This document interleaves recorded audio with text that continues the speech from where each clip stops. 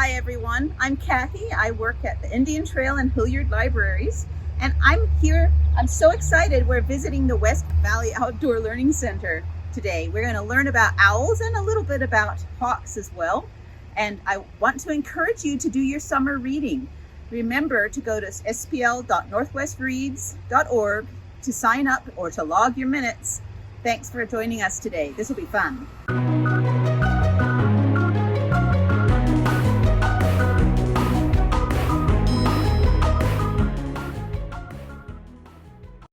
Hi, I'm Robbie from the West Valley Outdoor Learning Center. This is Ruby, and we're going to learn about her in a little bit. Hi, I'm Carmen. I'm a volunteer raptor docent at the Outdoor Learning Center. That means that I mostly scoop poop and haul water, but I also get to spend time with my friend Stan. So this is Ruby. She is our barn owl here at the Outdoor Learning Center. She's about 8 years old, so in the wild that is kind of the lifespan of a barn owl, but in captivity they can live up to 15 or 20 years. So she has a lot of life left in her. So you can see that she is an injured bird. I'll kind of turn her around here. So you can see her right wing, which would be my left side. That wing is about, what would you say, half gone? Almost completely gone? Amputation, probably at the wrist. Yeah, so if I can get her to open her wings a little bit, you'll definitely be able to see. But you can tell that this side is a lot longer than this side over here. It happened when she was a younger owl. I believe she's been in captivity most of her life. So she's used to it. And so you can see kind of like on all birds of prey that are in captivity, they're gonna have these little strips of leather on their feet. And that's kind of like their leash. We call them jesses. And they're different for different kinds of birds. Some have it to where it's just one strip of leather tied around. Some it's sort of like this, where they have interchangeable leather strips. And then we have to wear these thick leather gloves. So in here, in the thumb and the finger parts, they're double thick leather. And that's because owls, they have really, really hard grip strength. So great horned owls, bald eagles, they can grip as hard enough to break human bones, especially in their hands. And that's gonna be mostly for catching their prey. So when they're perched like this, they're not gonna be grabbing as hard as possible, but it's definitely still a good idea because their talons are very sharp. It's kind of hard to see here, I don't know if we can see how pointy her talons are. So we even keep them trimmed up so they're not perfectly sharp, just sharp enough that they can get their food that they need, but not sharp enough that if they were to grab us on our skin that it's gonna pierce them. So with barn owls, they're kind of one of two families in the owl order, I'd say. So there's barn owls, which are the Titanidae genus, and then there's the other kind of owls. They're kind of like the common owls, or they're called true owls, and they're part of the Stringidae family. So all the barn owls they're going to have this sort of heart-shaped face, black eyes, and this same sort of color pattern on their feathers. Whereas we'll see our other types of owls, and they kind of look like the more, I guess, true owl, you'd say. Something you'd think of when like there's an owl cartoon or an owl, say, in a book or something like that. So Ruby, barn owls, they are nocturnal most of the time, and they like to hunt kind of near dusk and near dawn. So mice, they like to eat mice. Owls like this, they eat rodents, they can eat smaller lizards and even small birds. So Ruby, she likes to eat mice. They're about 10 to 15 grams each. And so she can scarf down 3, 4, 5 of them in a day. Owls don't have crops, but they do have gizzards. So gizzards are kind of like little strong organs. They work like a stomach. If you ever see a bird like peck on the ground, like they're picking up little tiny rocks, they actually are picking up little tiny rocks, and it's kind of like grit. And so what happens is really tough parts of animals that they're eating, go into the gizzard and it gets all mashed up, so they're able to digest it. And then undigestible parts of what they eat come out in something like this, which is called an owl pellet. I think at a certain angle you can see a skull and some teeth in there. In the PowerPoint, we'll see that an owl might eat 3 or 4 different prey before they decide that they can't have any more undigested material. And their digestive system is actually set up in a way that they can't digest until they regurgitate that pellet. So like I said earlier, barn owls have a heart-shaped face, a facial disc there, and other owls are going to have more of a sort of an 8, sideways 8 shape, kind of 2 C's put together, and that is how owls are able to hunt. So the way it works is sound comes in to their face, and this big thick line of feathers in the middle makes it so sound can't travel to the other ears. So she kind of has offset ears, and she uses a process called triangulation to find her prey. So sound will say since I'm talking at her like this, she doesn't hear it in her left ear because of this ridge of feathers in her face. So if she's looking for prey, she's gonna wait until she can hear the rustling or whatever in both of her ears, and then she'll turn her face, and it acts like a satellite dish. So you'll see they'll kind of move their heads up, down, side to side until they get a lock on their prey. And so once they're locked on their prey, it's almost like they're a heat-seeking missile, and they won't look away for anything. They won't even look away for a tree, bushes, branches, anything like that. They're able to move out of the way and fly agile enough to not run anything, and then they'll be able to kind of hover right above their prey and snatch down with incredible accuracy. So they have a lot of rods, which helps them see light, but they don't have cones, so they don't see a lot of color. So while they're able to see in the night very, very well, they can pick up low levels. They might not be able to distinguish their prey from a branch or a leaf or something. So that's why they need this excellent hearing. They can hear it rustle around in some trees, move leaves around, or anything like that. So they say like the most deadly thing that a mouse can do for itself is move, because an owl will be able to hear it from. I've read that some owls have hearing. They can hear a mouse rustle like a half mile, 3/4 of a mile away. So, and something that helps them hunt at night is their feathers. So their feathers help make them almost be a completely silent flyer. And especially with just like the kind of ambience of nighttime, bugs out, other birds rustling, things like that, an owl would go completely unnoticed to the prey of a forest. So I'll show you guys a couple feathers here. Here are a couple different owl feathers here.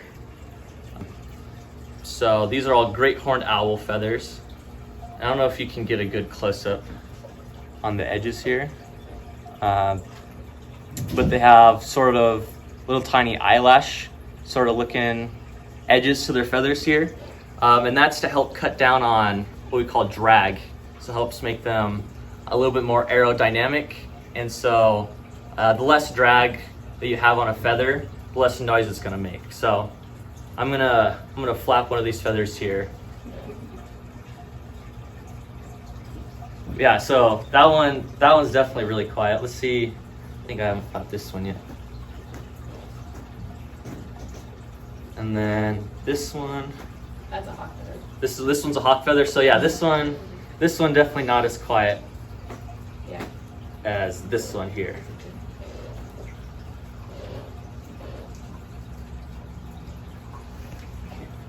So like I said earlier, what is an owl? So an owl, in general, is a bird of prey, much like a Harris's hawk or an eagle. So they're a bird that hunts to survive, They're a bird of prey, and they have a bunch of special adaptations that make them really awesome hunters. So first, I want to talk about owls in mythology. So this one is Western European cultures. So around the world, they're seen as wise, they're seen as evil, they're seen as messengers and foreboding of the future, and they're also seen as helpful. So in Greek mythology, Athena was the goddess of wisdom. She was up in Olympus. I believe she was the daughter of Zeus.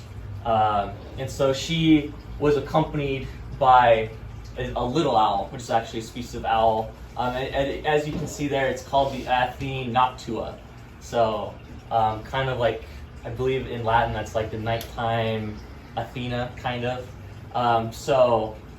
In Greek culture, the owl is used as a symbol of wisdom and good fortune.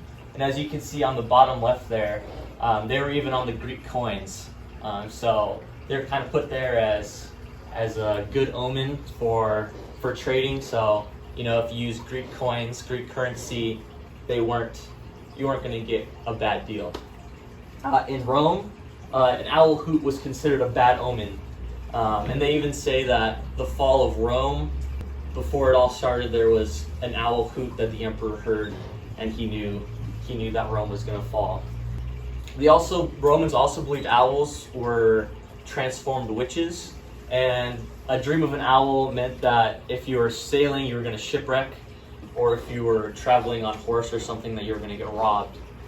And in England, an owl flying past a sick person's house meant that it was a bad omen, that they probably weren't going to make it through their sickness.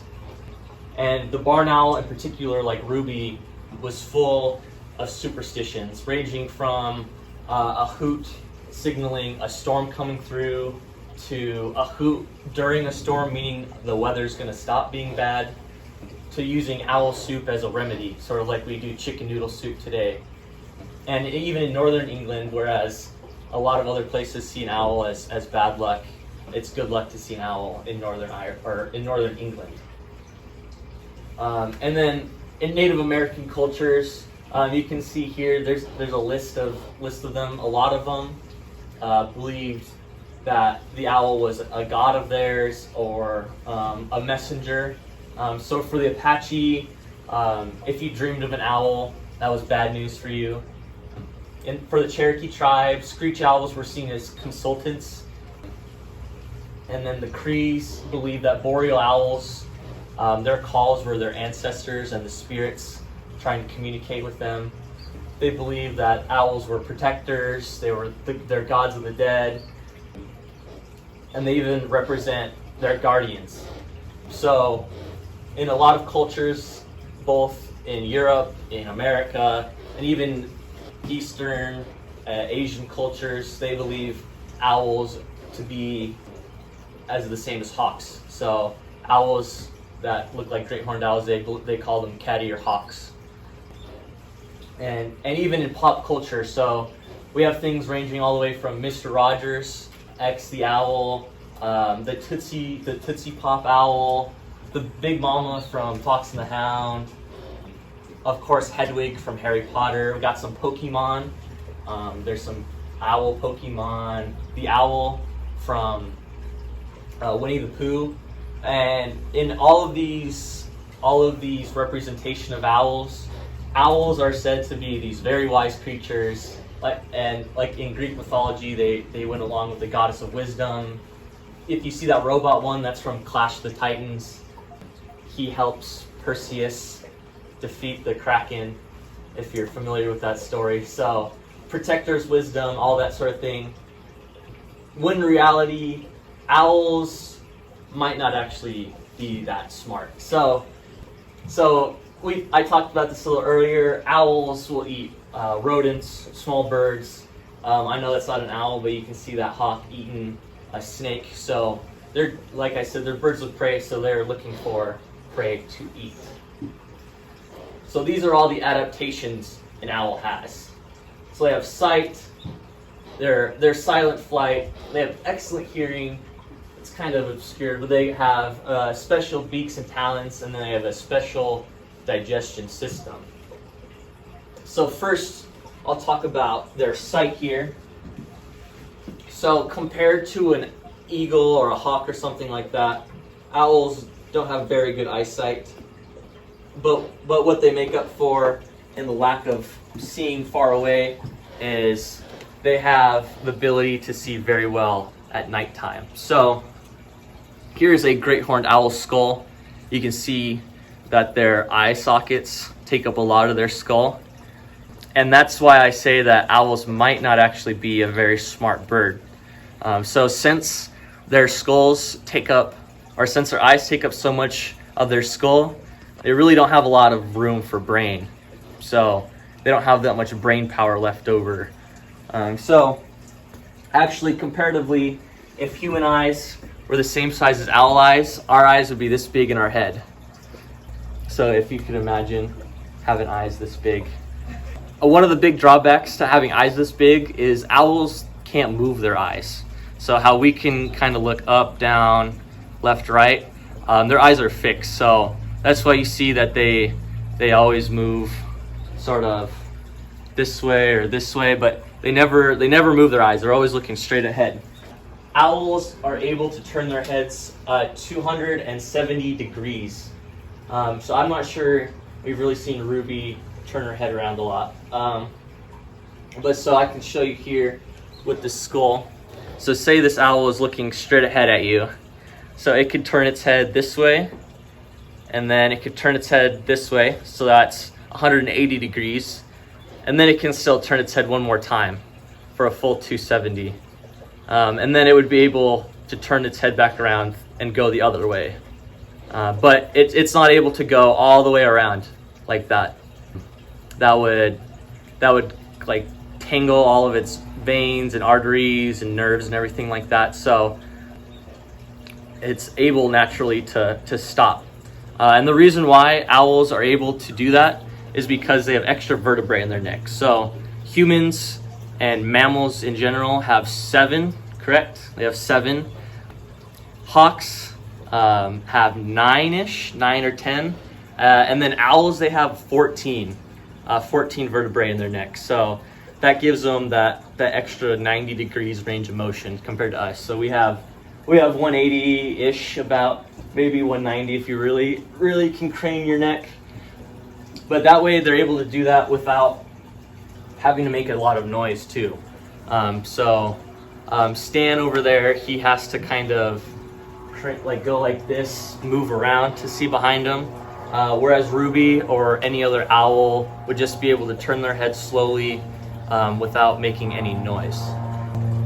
So their hearing, they're very excellent hearers, way better than hawks and eagles, and their ears are uneven. So humans in general, we have our ears about even and equally on the same side of our heads.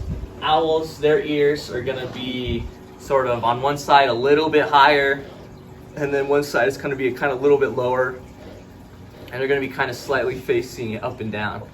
So they use triangulation, which I talked about with Ruby a little bit. So that thick ridge of feathers that goes down the middle of their face helps keep sound from going over their ears. So say there's a bird over here, I'm an owl, I don't hear that sound in my left ear, and I'm just gonna turn until I hear it in both ears equally, and then I know if I'm an owl, I'm locked on to my prey. So they need to use their facial disc. So even the burrowing owl, which digs, has a little bit of a facial disc there. Still needs it here. And then we have great horned owl there. Those are barred owls, and then is that a pygmy owl or a screech owl? Screech owl.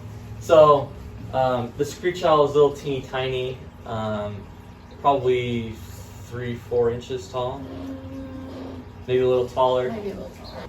And then so we can see owls here. They're in all sorts of shapes and sizes. So here I have a couple different strings and they represent different wingspans of these owls. So, and these are if these animals weren't injured. So our animals definitely don't have wingspans these long. So this here would be from a barn owl, and so they average about 42 inches from tip to tip on their wing. So that's a barn owl. And then kind of going up in size would be a barred owl, like we see there. And that'll be like if we check out Orville later, he would have a wingspan of about this size. So this is a couple inches longer, 44 inches on average. And then kind of a bigger owl that we have, the great horned owl.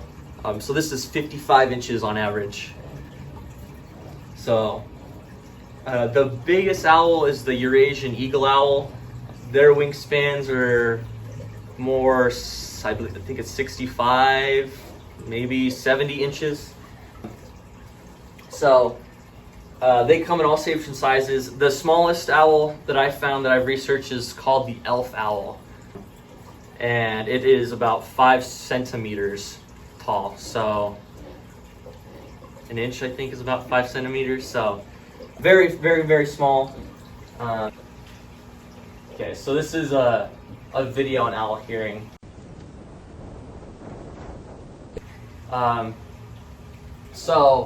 Like I was showing with the feathers before, there's a very close-up. Owls are very quiet flyers, and they're very slow flyers. And just kind of repeat what I said before. They're really slow flyers because the slower you are, the less noise you're going to make. The less wing flaps they're going to have to make if they're flying slower. And they have feathers all the way down to their talons for the most part. They almost look like little hairs on their feet. But if you look on, say, Stan or some of our other birds that don't need to have the silent flight, they're not going to have those feathers on their talons. And that's one reason that you see owls in captivity, because it takes them a lot of energy and a lot of time to take off, and they are susceptible to being hit by cars. So once an owl has been hit by a car, if the injury is grave enough, if the owl is going to survive, it has to be in captivity. That's true of the 3 of our owls. So. Yeah, and just to kind of to piggyback off that, that is how a lot of owls get hurt, is they have very slow reaction times. So say there's some roadkill or something on the side of the road, there could be an owl sitting there scavenging, and by the time it realizes a car is there, it has no time to move out of the way, unfortunately. But feathers, they can also help with their camouflage. So Ruby here would be almost invisible in a wheat field. We can kind of look on her back in a minute, but there's little flecks. They look like little grains of wheat just going in a field. So that's where she would do most of her hunting, is for field mice and things like that. This is a very good example. If you're not looking for an owl here, you're not going to find it. Especially if you're just like a mouse or something scurrying around the forest floor, you're not gonna notice that owl hanging out. And it's in the daytime too, so you're probably safe, because these owls are hunting at night. So next are their talons. So they're very, very powerful, and they're very sharp. So these two are from owls. We can see here, I think this one is an owl, this one is not an owl. No, they're both owls. They're both owls? One's a snowy, one's a gray one. Well, there you go. So this They're is not taxidermied perfectly. right. That's what I was saying. I was like, this doesn't look right. So because of how these feet were preserved, they're kind of in the wrong positions here. But the way owl feet are set up is they're gonna have these 2 talons like this in the front, and then they'll have 2 talons in the back of their feet to make kind of like a scoop or a clamp sort of motion there. Whereas hawks, eagles, things like that those birds of prey are going to have 3 in front and 1 behind. I believe this is zygodactyl. Zygodactyl is 2 in front, 2 So behind. owls have the zygodactyl. Yeah, hawks are anisodactyl. There we go. So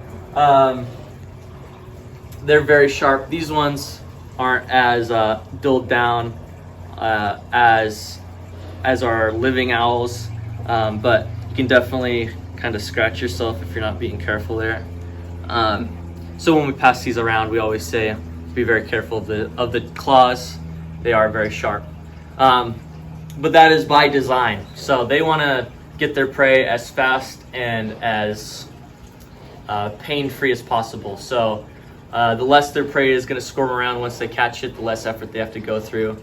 Some owls, like great horned owls, I've read, they can grab anywhere from like 100 to 200 pounds per square inch of pressure. Bald eagle is somewhere even around 350, 400 pounds per square inch. So yeah, that's definitely strong enough. If it was to grab your arm, it would just snap it right in half. So that's why we have those gloves. Bald eagle gloves are even more intense than those. Basically like a half suit of leather that you have to wear. Thankfully, we don't have to deal with a bird that size here. And then their beaks are hooked and very sharp, and they're used for tearing and eating their prey. So if you want to think about it, you can think about it as their talons are going to be kind of like their fork, and their beaks are going to be like their knives. So all birds of prey are going to have this curved beak shape here, and that is how they cut through all the meaty parts of their prey. So they'll cut it up into little tiny chunks and then swallow it whole, because believe it or not, birds don't have any teeth, so they can't take their prey and just take bites out of it like we can and mush it all up or anything like that. They have to take chunks that they can swallow whole, and then when we get into their digestion, we'll talk about how it gets broken down. But so they'll grab their prey and then just kind of cut it up into tiny chunks and then swallow it whole. So their digestion, specifically owls, they don't have a crop, but they do have a 2-part stomach. So they have their gizzard, which is where they're going to have that really small, really tough muscle with the rocks in it. It's going to grind up their food to where they're going to be able to eat it. And then they're going to have those pellets that they need to regurgitate, and they can't eat again until they regurgitate that pellet. And so this is something that you might find in a typical pellet dissection. So if you count those skulls, that's typically how a researcher would determine how many prey that owl ate before it regurgitated. So there's 6 skulls there, so you could probably figure out there's 6 sets of everything there. So it looks like 6 sets of shoulder blades, 6 sets of legs, a whole bunch of teeth.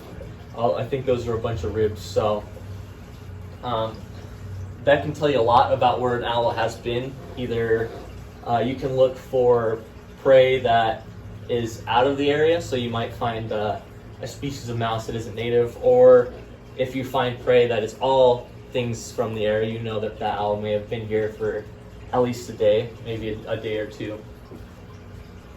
So ecologically, owls and birds of prey in general are very important. So one barn owl can eat about 1,000 mice in 1 to 2 years. So in 1 year, a barn owl could eat 1,000 mice. And so most of the time, animals like to mate. So if you just count one family of owls before they lay any eggs, that's 2 owls, that's 2,000 mice in a year. But barn owls can lay eggs 3 times a year, and they can lay clutches of up to 4 eggs, I believe. So Ruby lays 3 clutches of eggs in a year. They all have 4 eggs, and they all hatch, and they all make it to adulthood, which would be awesome. Very rare. So that could be potentially 14,000 mice a year that are getting eaten by just one owl family. So that's why you might see a barn owl, funny enough, in a barn at a farmer's barn, where they would store their crop that they had harvested, because barn owls are going to eat those rodents that are going to want to eat those crops. They're scavengers / pest control. So just to reiterate, they're eating those rodents, those pests, those things that humans we typically don't like, and things that we might trap inhumanely, like with mice traps or just things like that. And then they're top of the food chain. So sort of a similar thing with a wolf or anything that would be the apex predator in a food web. If you were to take away an owl from a food chain, you would see huge shakeups through the rest of the food web, from the producers, the plants, all the way up to those consumers that the owl would be eating. Everything would sort of collapse on itself eventually, and there would be no more food chain. And so they're providing that balance in the ecosystem.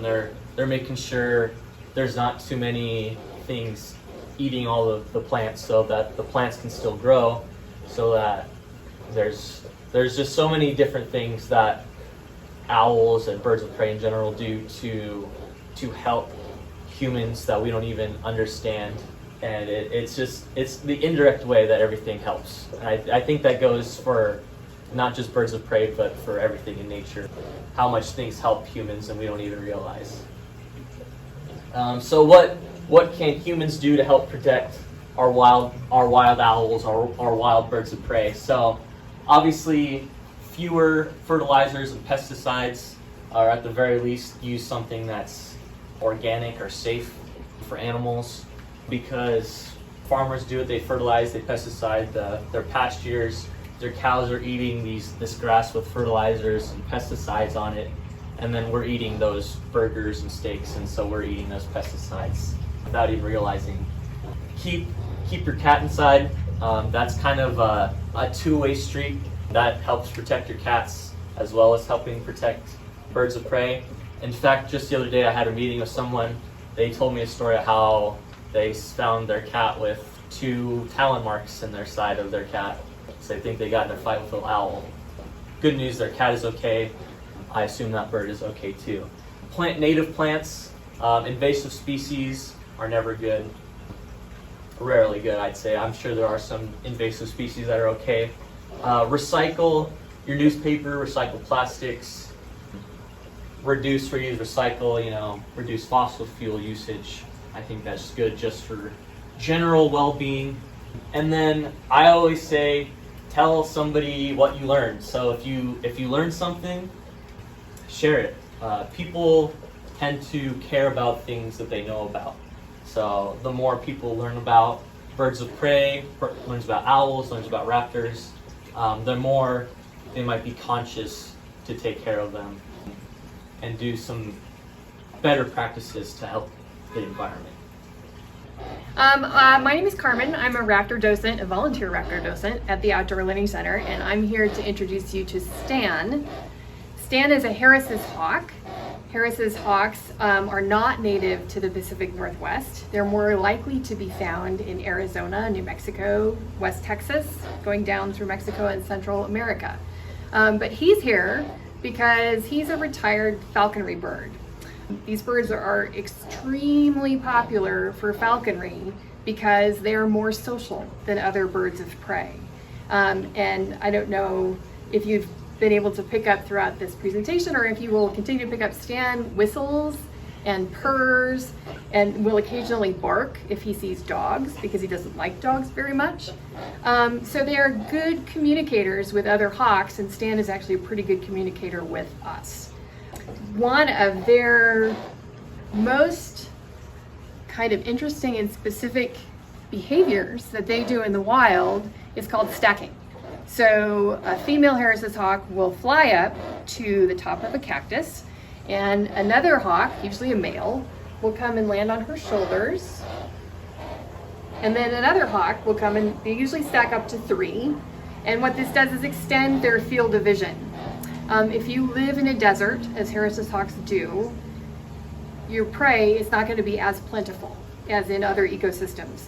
So that is one reason that biologists think they may hunt cooperatively, because it's easier to catch bigger prey if you're working as a team. And so these birds are known to hunt jackrabbits and pheasant and sometimes snakes. And they're able to do that because they work in teams, so they can take down bigger prey. But also, if you'll notice the shape of Stan's body, he's got these very long legs and a long tail. We see that long leg, long tail combination in other hawks called accipiters, sharp-shinned hawks and Cooper's hawks. This makes them very, very maneuverable. Now, Sharpies and Cooper's hawks eat other birds, so they're chasing birds through brush. Harris's hawks tend to eat mammals and larger birds, but they're chasing them into the brush. So their long legs and long tail help them to be maneuverable. Stan is almost 20 years old. So he's been around the block a few times. He's been in captivity his entire life. He does not know what it's like to be a wild bird. So when he was donated to us by the falconer, one of the reasons that we knew that he couldn't be released is because he had never been wild. The other is that he's not from here. But birds that live with humans long enough tend to look to humans for food. So had we tried to release Stan, chances are he would have ended up at someone's barbecue begging for food. And that's not good for anybody. So he lives with us now, and the reason that he retired from falconry is because he has a slight injury to his right wing. You know, you can see he's missing a couple of primary flight feathers at the very edge of his wing. Can you show him? Can you show him? So if I turn him around, you'll see that one of his wings is longer than the other. And we don't know exactly what happened, but bird wings are arms. I'm not saying they're like arms. I am saying they are arms. And if you look at a bird's wing and you look at a human arm, the bone structure is quite similar, except for the very end, the hands. In the hand, there's been an adaptation to kind of extend the fingers into one longer finger. And he's actually missing the last bone. And the last bone actually would have a couple of feathers attached to it. And so because he doesn't have that bone, he doesn't have those feathers. Stan is not an owl. So all of the great things that Robbie told you are different for Stan. His eyes aren't as big, you can tell that, obviously. He's got great daytime eyesight because that's when he hunts. He is a diurnal bird. He's much better at seeing colors. So he has more cones than rods. And birds that have lots of cones and they've got the double fovea, the structure of their eye is different in a way that allows them to see more of the spectrum of light. So Stan can see some UV light that we can't see. And in kestrels, which are small falcons, they have noted that kestrels are able to follow urine trails because the urine trails show up under UV light. So that's how they find their prey. They've got very good eyesight. His ears, like Robbie mentioned, owls have asymmetrical ears. Stan hawk ears are very similar to ours. Same level, one on each side of the face. You can really see his hooked beak though. Owls are good at hiding their beaks.